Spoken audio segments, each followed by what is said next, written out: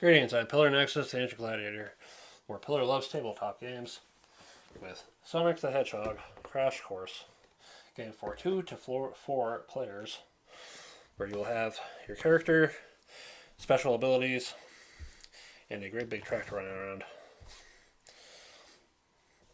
On your turn, you have 3 actions.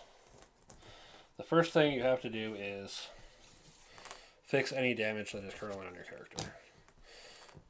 Every damage fix takes one of your actions away for the turn. And then with your remaining actions, you move. Forward 1 space, or diagonally. When in a turn, you must move closer to the end of the track. So from here, straight ahead, or into the spikes. Here, or into the middle.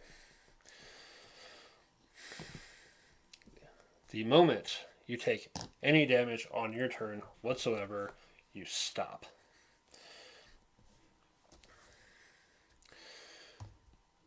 When you move on to any new tile, even if you are pushed, and you can be pushed by someone behind you moving into your space, you draw items based on your placement. If you are in the lead, you only draw a single item. If you are in last, you draw 3 and pick 1. If you're in the middle, you get 2. You're limited to holding 2 items. Rings, you draw all of them, even if there's already an item and the rest. So let's say you pull a booster and 2 rings because you're in last. You get to keep both the rings and the booster.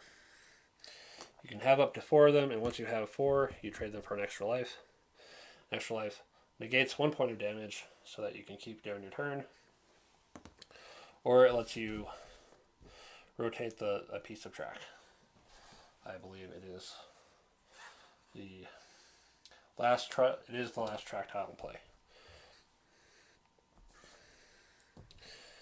Springs lets you ignore any number of ground obstacles.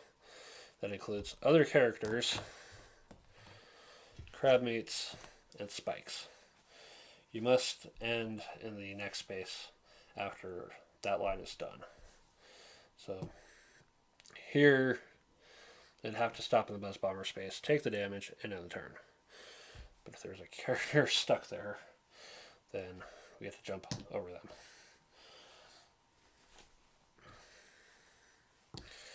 And then let's see here. Boosters, we go 2 spaces ahead. If there are 2 boosters together, then you go 2 from the very last one in the line. Let's say there's a booster there. If you go from a booster into a spring or into a spring, then you lose whatever previous boost you had and just jump over things. If you run into an obstacle, you're just stopping, period. The crab meat is another ground obstacle that can just stop people. But unlike Buzz Bombers, it can be removed. Bombs are used and discarded. They clear every token on a specific tile. And then every character on that tile takes a damage, including yourself. Motobug, you put it in the lane that you're in, and everything ahead of you takes a point of damage. Crab meats are destroyed by Motobugs. And a bumper moves someone back 2 spaces. They move to another person's space, then that person's pushed forward. If you are pushed whenever you're pushed forward, you'll still draw the items as if you moved into the new tile yourself.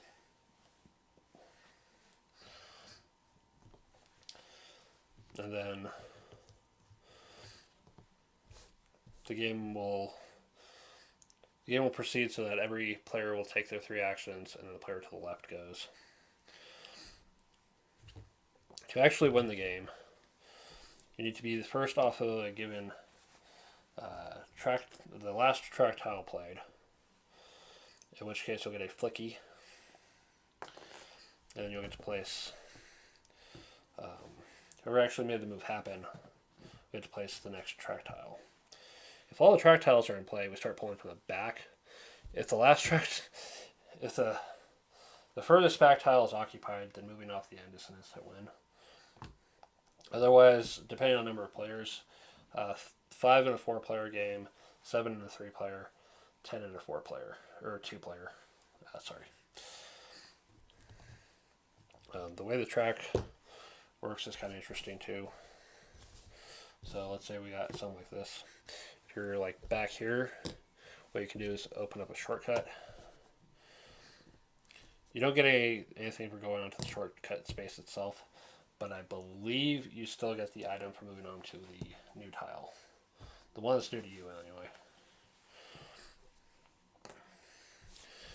It's also possible to have something like this, and then just, if you're really far back, you can catch up majorly.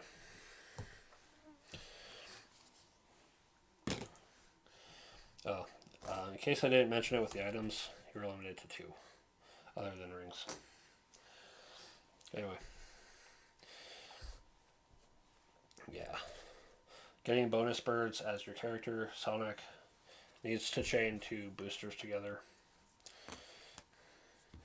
Tails needs to use the spring and get over at least 3 ground obstacles. That's a bad example there. I never had 3 lined up. I don't. Let's say there's no buzz bomber there, and we just spring over that thing. Or there's a character there. So 1, 2, 3, and there's a bird. Bonus bird for Tails. Knuckles has to use shortcuts to get extra birds. And then Eggman has to use at least either a Monobug or a bomb, and a crab meat buzz bomber spikes on the same person in the same turn to get an extra bird. Yeah, they either require items or require the track to be in a weird position. And that's pretty much it. There's optional rules for playing as 2 teams of 2. There's the quick play rules, which sets up this track ahead of time. You could get a second set to have more tracks and more items to work with, and maybe even switch out these characters with figures you might have of other characters from the Sonic universe, and make up abilities for them. Why do I like this game? It is a budget title from Target at $20. Yeah, this is the 2022 reprint that they corrected some rules issues, but I'm still a little confused on one thing. It's like, if you move into a new tile but you take damage, your move ends, but you still get the item, is the thing. I want to presume that you still draw the item, but you have no opportunity to play anything to make room for it if you have 2 already, which means you'd have to discard something.